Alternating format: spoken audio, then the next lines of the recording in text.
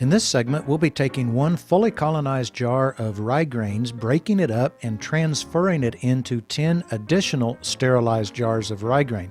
This is known as grain-to-grain transfer, and it's one of the staples of mycology. Now, it's very important to understand that when doing grain-to-grain transfers, I simply cannot overemphasize the importance of following proper sterile procedure. Now, before we get started with the grain-to-grain transfers, I want to go over the things I did off camera before this scene even started. The laminar flow hood has been running for over an hour in a tightly sealed room. I do that in order to scrub the air of mold spores and bacteria. During that hour, I took a shower and washed my hair, brushed my teeth and used mouthwash, and then I got dressed with freshly laundered scrubs. If you don't have scrubs, simply put on freshly laundered cotton clothing. You can see I'm wearing surgical gloves and Tyvek wrist sleeves to protect my work from any bacteria-laden dead skin cells that the flow hood might knock off that would land in it. I'm wearing a surgical mask, not a dust mask. A dust mask is useless for mycology.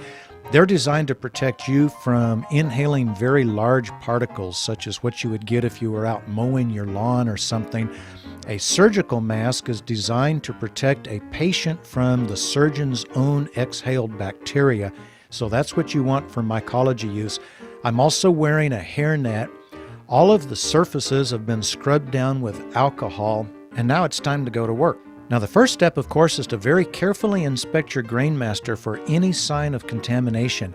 This is Ganoderma oregonese, one of the reishi mushrooms, and as you can see, it looks like it's kind of splotchy, but that's just the way this mycelium grows. Other types of mycelium, such as oysters or Psilocybe cubensis, will leave your jar a solid, pure white. So it's important to know what each type of mycelium that you work with looks like so that you'll notice if anything is out of the ordinary. Well, let's get started now. You'll notice I'm going to sanitize the jars and the lids very well with alcohol. The purpose for this is so that when we open the jar, the flow hood doesn't knock any contaminants that might be on the surface into our sterilized grains.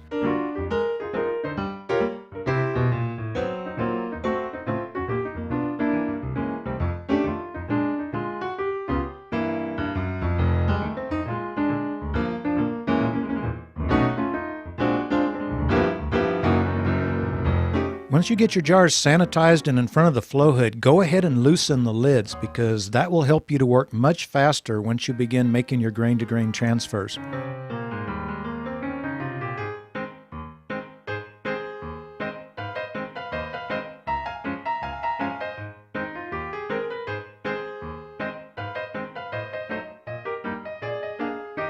As you'll see repeatedly throughout this video, I use a fully inflated bicycle tire to break up my grain spawn, and you'll see here it only takes a few whacks on the tire and each kernel separates from each other kernel. It's a very effective way to do it.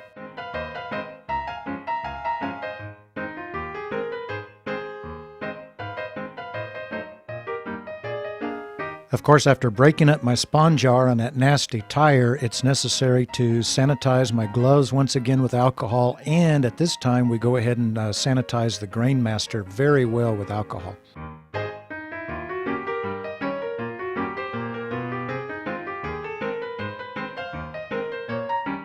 Depending on the jars you use, you might find that there's a little valley just below the lid and a rim on the glass. You want to be sure and get in there with alcohol real well because that's right near the opening and you don't want any contaminants from the air that might be stuck to that because your flow hood could very easily blow that right into your grain master or a receiving jar.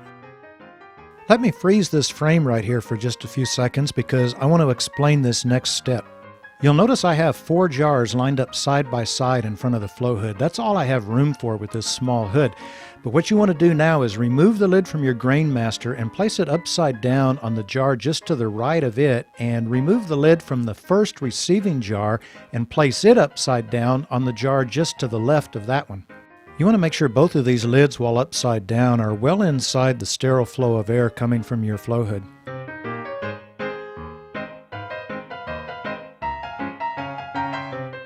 Next, you simply pour and twist from the grain master into each receiving jar, and always return the lid to the receiving jar as quickly as possible after making the transfer. You can leave the lid off of the grain master until after you've completed all 10 transfers. I should probably also point out, if you were doing this in a glove box, you really wouldn't do it any differently. I use the flow hood because it's much more convenient to work in front of, and of course for filming it's much better because you don't have to look through the plastic walls of the glove box.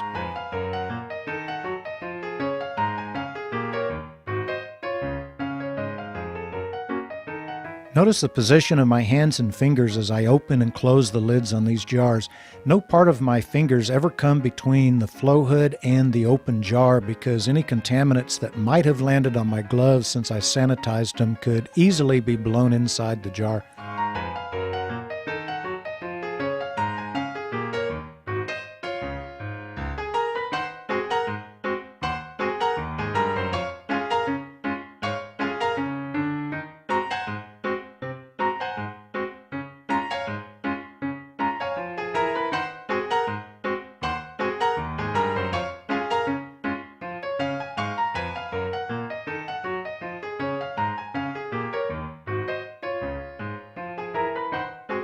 Well, that's about it. I'm sure you get the point. When you get done making the transfers, go ahead and give each jar a good shake to distribute the colonized grains in with the uncolonized ones, and always remember to label the jars right away with the date, species, and strain.